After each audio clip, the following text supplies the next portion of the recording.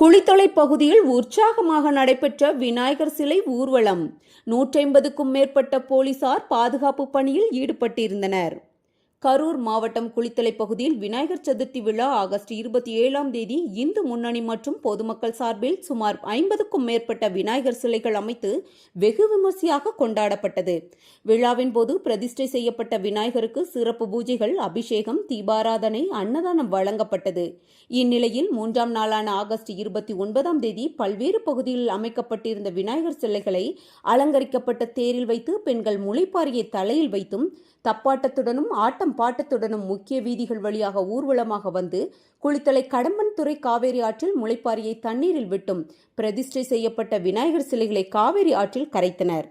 இந்த ஊர்வலத்தில் ஏராளமானோர் கலந்து கொண்டனர். இதையொட்டி குளித்தலை காவல் கண்காணிப்பாளர் செந்தில்குமார் தலைமையில் 150க்கும் மேற்பட்ட போலீசார் பாதுகாப்பு பணியில் ஈடுபட்டிருந்தனர். வேதா நியூஸ் டைம் செய்திகளுக்காக செய்தியாளர் கருணாநிதி, குளித்தலை.